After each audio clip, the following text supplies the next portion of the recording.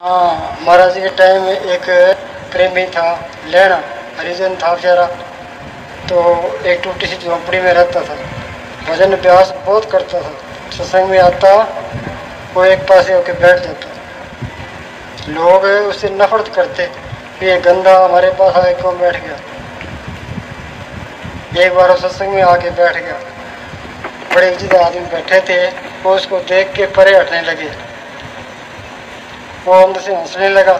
महाराज जी कहने लगे, भाई जो बंदूक भर रखी है वो छोड़ दे।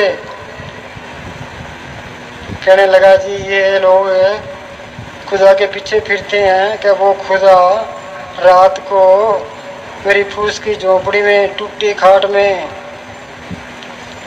प्रॉपर्टी रजाई के अंदर रोज बैठा होता है।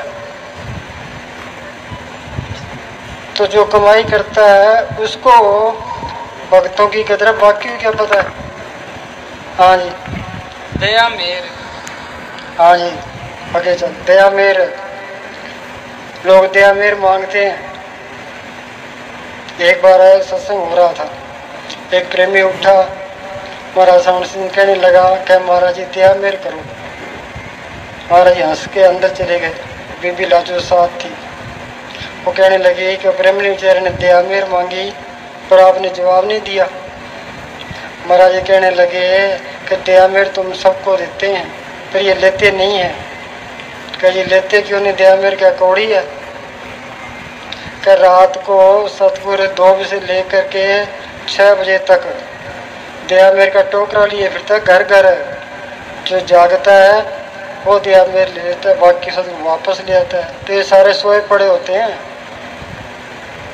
हाँ जी, इटली का फ्रंट। हाँ, इटली का फ्रंट। महाराज किस तरह संभाल के करते थे। एक कोई सिपाही था, वो इटली के फ्रंट पर चले गया। 60 आदमियों का सेक्शन था। उधर से एक बम पड़ा, उसके 7 के आदमी थे, वो मारे गए। उसका दाहिना पैर, दाहिना हाथ कट गया और उसकी अंतरियां भी घायल हो गई। उसके होश गुम हो गए। तो महाराज जी आए कार लेके, उसको उठा करके कार में बिठाया और मिलिट्री अस्पताल में ले गए। उसने चंगी तरह देखा, उसको जाग आई कभी मुझे यहाँ कौन लेके आया। किसी ने हाँ नहीं भरी। तो उसको पक्का यकीन हो गया कि महाराज ने मेरी संभाल की है। उधर मिलिट्री आगे बढ़ रही थी, इनकी मिलिट्री पीछे हट रही थी। अस्पताल नज़दीक था। वो उन्होंने स्कीम बनाई कि जो ज़्यादा बीमार है उनके तो जहर का टीका लगा दो, बाकियों को दूसरे अस्पताल में शिफ्ट कर दो।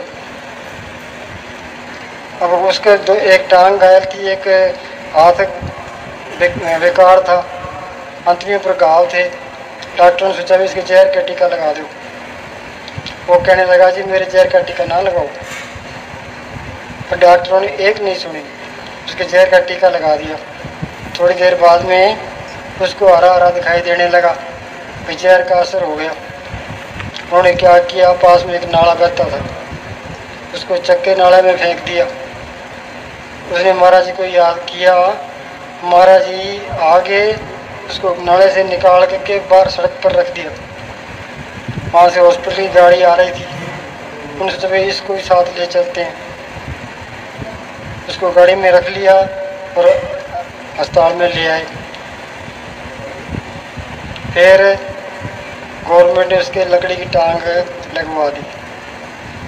वो गया कांगड़े, महाराज जी कांगड़े सत्संग करते थे, वहाँ चले गया। जाके सारी कहानी सुनाई। महाराज कहने लगे, भाई मैं तो यहाँ कांगड़े में बैठा हूँ, मैंने तेरी कौन सी सवाल की है। कह जी आप खुद हाजिर नाजिर थे, पर मैं आंखों से देखा है कि अब गवर्नमेंट ने मेरी कोई खास मदद नहीं की। पेंशन मेरी थोड़ी है, खर्चा मेरा ज़्यादा है, मेरा कोई बंदोबस्त करो। महाराज जी कहने लगे, मुसीबत के टाइम जिसने संभाल की है वो तेरा अब भी संभाल करेगा।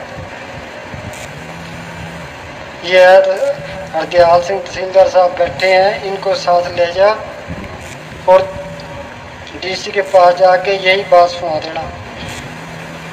यही बात सुनाई और उसकी पेंशन ज़्यादा कर दी। हाँ जी बीबी हजमत। चलो आगे बस। हाँ बोलो। तुम उजल करके अमीर गुण गाता। क्या हम निर्गुण हैं, हमारे में कोई गुण नहीं है। क्यों? मालिक को देखने वाली आंख बंद पड़ी है, मालिक को सुनने वाले कान बंद पड़े हैं।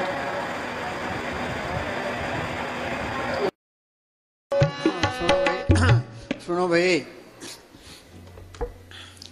ये आज की रात गई, ये हमारी जिंदगी में फिर नहीं आने की। जो सांस से लिया गया वो भी नहीं आने का। ये कबीर का फैसला है। कहता हूँ क्या जातूं क्या बजाऊं ढोल, श्वासा खाली जात है 3 लोक का मोल। एक श्वास की कीमत तरलोक की जितनी है। हिंदुस्तान का राज चला जाए दोबारा मिल सकता है, अमेरिका का राज चला जाए दोबारा मिल सकता है, त्रिलोकी का राज भी चला जाए दोबारा मिल सकता है। ये श्वासा रूपी पूंजी ये बदेगी नहीं। ये हम मौत के नजदीक जा रहे हैं।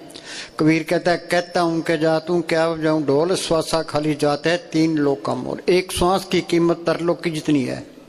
हम मालिक की दरगाह से ये श्वासा रूपी पूंजी लिखा के ले आए हैं।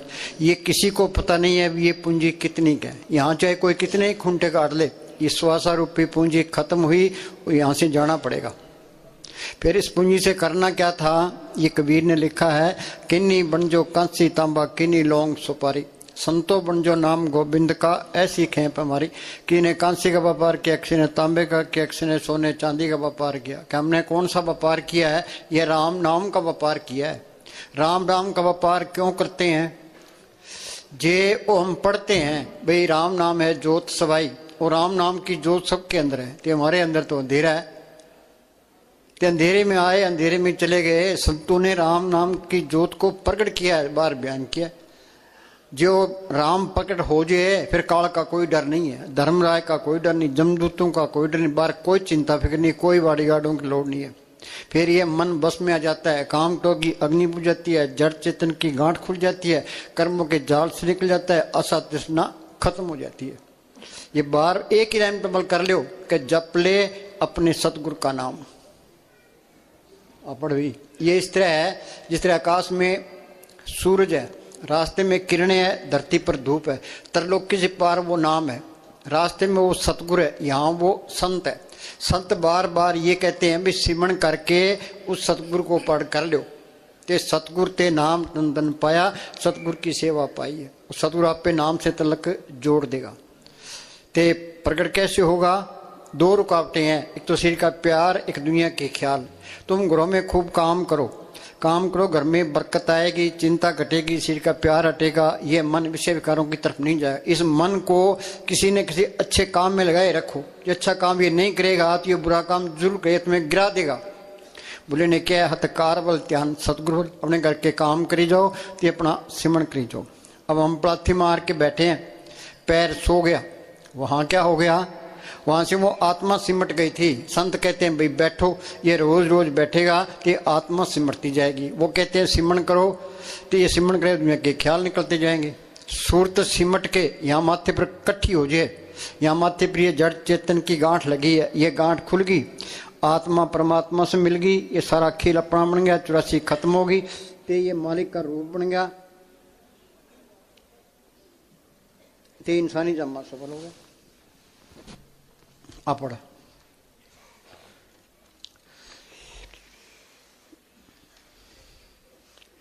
ये लंबा कोर्स है, ये जल्दी नहीं होता, धीरे धीरे होता है। धीरे धीरे रे मना धीरे सब कुछ हो। BA MA करने वास्ते 15-15 साल लगते हैं। तो शरीर का प्यार जल्दी नहीं छूटता, तो दुनिया के ख्याल ये भी जल्दी नहीं निकलते।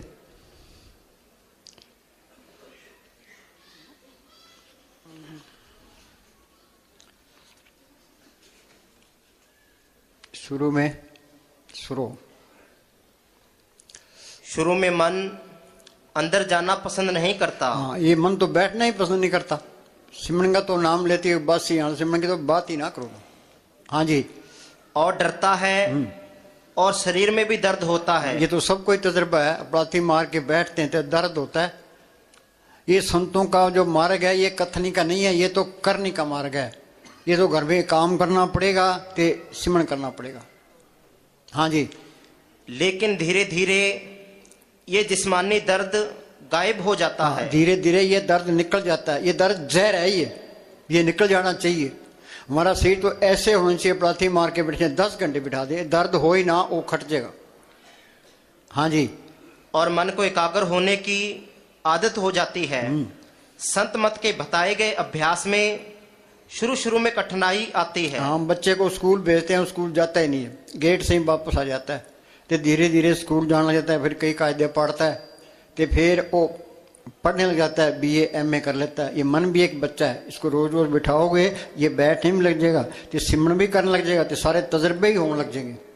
ये सारा ज्ञान अंदर से है, कोई किताब पढ़ने की लोड़ नहीं है। जो किताबों के पढ़ने से मालिक मिले, कबीर को स्कूल में गया, दादू को स्कूल में गए, गुलाम साहब को स्कूल में गए, मुस्तानी को स्कूल में गए, जो बाणी बोली हम उनका अर्थ भी नहीं कर सकते। तुम MA कर लो, PhD लिख लो, डॉक्टरेट कर लो, संतों की बाणी का मुकाबला नहीं कर सकते।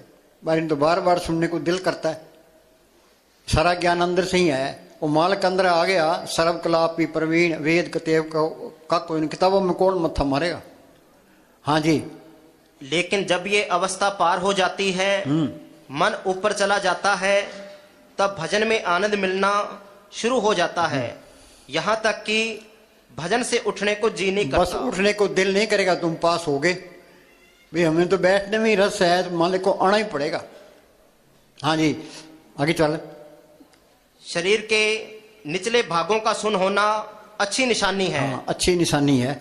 फिर सूरत ऊपर, ये वो मालिक है सत ताकत, आत्मा भी सत ताकत है। तो मालिक को आत्मा नहीं देखना है, आत्मा शरीर के अंदर फंसी पड़ी है।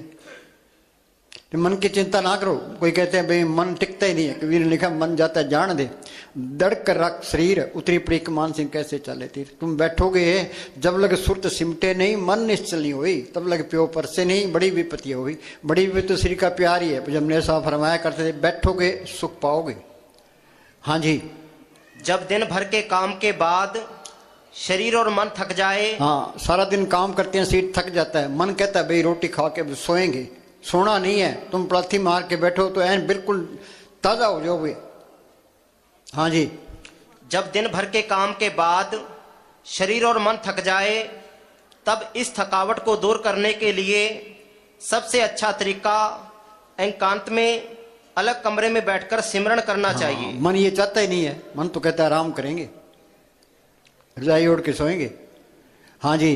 अगर आप अंदर प्रकाश नहीं देख पाते तो आप संत ये कहते हैं भाई राम नाम है ज्योत सवाई, और राम नाम की ज्योत सबके अंदर है। नाम सुनिए घट चानना, माई मेरे मंदिर में ज्योत जगे। उन्हें अंदर ज्योत देखी है तो बाहर बयान किया है। हमारे अंदर तो अंधेरा है। हाँ जी। जे ज्योत जल्दी ना आए तो तुम धीरज रखो। हाँ जी। धीरे धीरे अंधेरा प्रकाश में बदल जाएगा। हाँ, धीरे धीरे अंधेरा निकल जाएगा, ज्योत अंदर आ जाएगी। अंधकार में गुर मंत्र उजारा, जो संतों ने सिमरन बताया वो सिमरन करोगे, अंधेरा निकल जाएगा, तो ज्योत अंदर आ जाएगी। तो ज्योत सबके अंदर दिखाई देने लगी। अब ये कहता है ये हिंदू है, मुसलमान है, सिख है, ईसाई है, चूड़ा है, चमियार है, वो सबके अंदर मालिक दिखाई देने लगे। सारे ही अपने हैं। सर्व निरंतर एक को देख, सब घट मेरा सैया सुनी सेजने कोई। ये जो झगड़े हैं कौमों के, मजहबों के, जात पात के, ये संतों का उपदेश तो सबके लिए है। परथाई साखी महापुरुष बोल दे सांझी सकल जाने। खत्री ब्राह्मण सूद वैश्य उपदेश 4 वर्णों का संजा। संत चले जाते हैं, बाद में महंत खड़े हो जाते हैं, फिर ये कौमों के, मजहबों के, जात पात के झगड़े शुरू से और राय भूल जाते हैं। तो सबके अंदर मालिक देखे झगड़ा किस बात का है। सारे इतने प्यारे लगते हैं भी तू इनकी सेवा